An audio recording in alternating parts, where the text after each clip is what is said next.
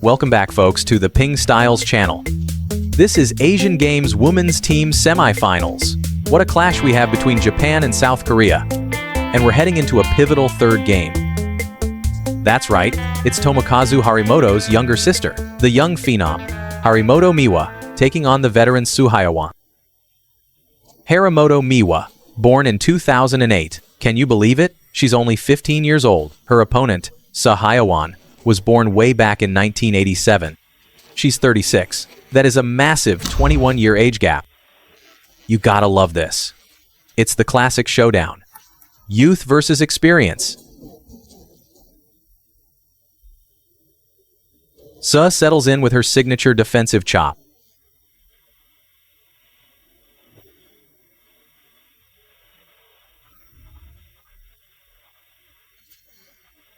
Another push. Oh, it clips the net. What a shot. Harimoto Miwa has shown a composure that is just well beyond her years in these last couple of days. She is going to be a huge problem for the Chinese national team in the future. Only 15. Her speed and power are just off the charts. That backhand loop is a rock-solid wall. The pressure is just overwhelming.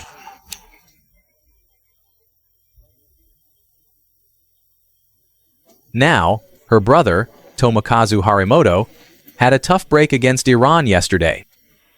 He had a match point, but just couldn't seal the deal.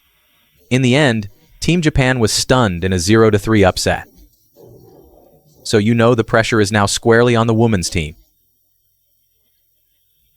And this third match is absolutely crucial. It's a massive test of Harimoto Miwa's mental game.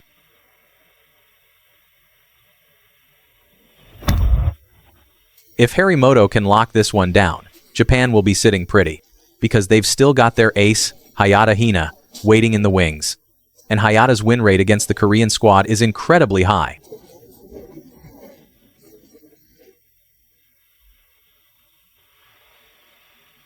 So Soo Hye-won knows. Korea's back is against the wall, and they desperately need this point from her. She attacks.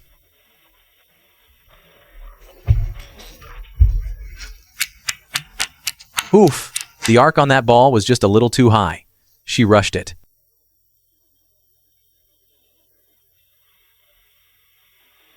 You can see it throughout the match. Harimoto's control of the pace is like a seasoned veteran. All those years of playing have built her a rock-solid foundation, and her power is legit. That forehand from Soo looked like it caught the edge.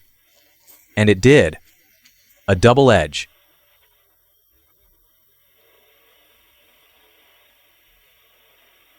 And that's a timeout for Team Korea.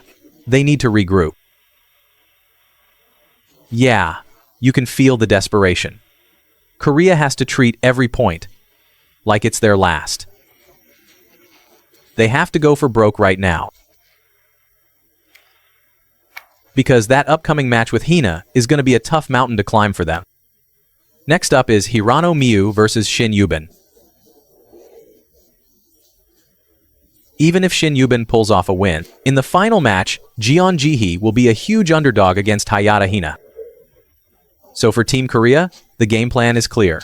Soo Hye-won must win this match. Then they need Shin Yubin to upset Hirano Miyu to try and clinch it 3-1.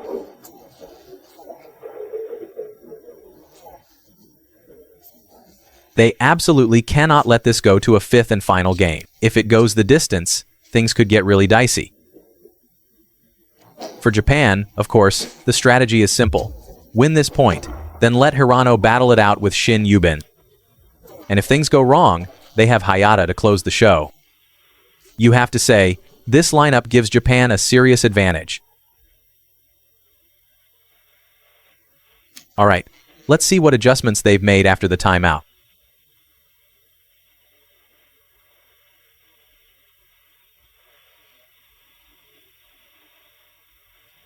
As Harimoto Miwa's star continues to rise, she's going to become a bigger and bigger target in every tournament.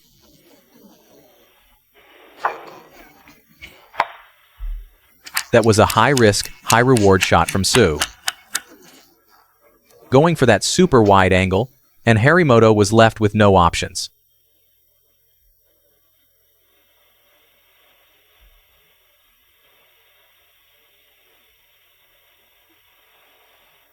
Hayawan just doesn't seem to have an answer.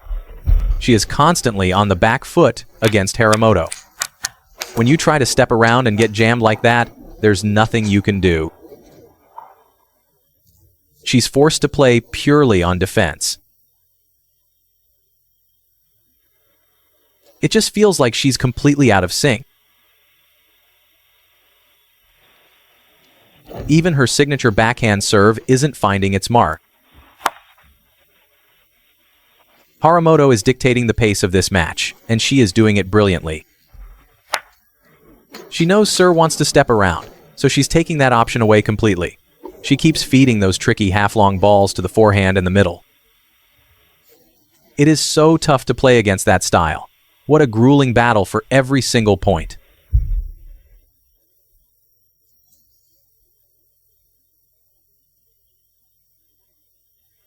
And look at that. After losing just 1 point, Harimoto Miwa instantly makes an adjustment. That ability to adapt on the fly, especially for a 5-year-old,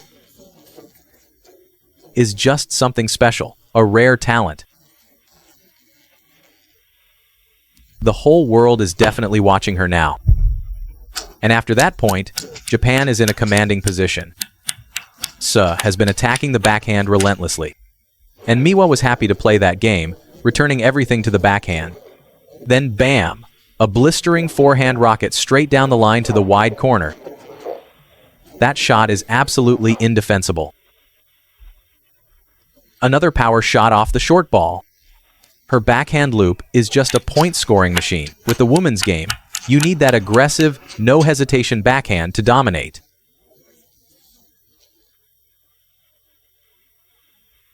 Her fundamentals are just so solid.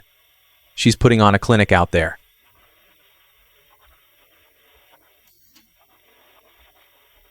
And this is match point. Oh wait, it's game point for the second game. My mistake. What a clever little flick from Harimoto.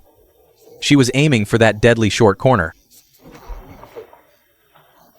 But it's just a hair off target. You can see the disappointment. She knew she almost had it. Just a little too much wrist on that one. Oh, there's the opening, and that's it. Miwa takes the game and the match. She had a bit of a fight in the second game, but she held on to secure a massive second point for Japan. Japan now leads South Korea 2-1 in this thrilling semi-final.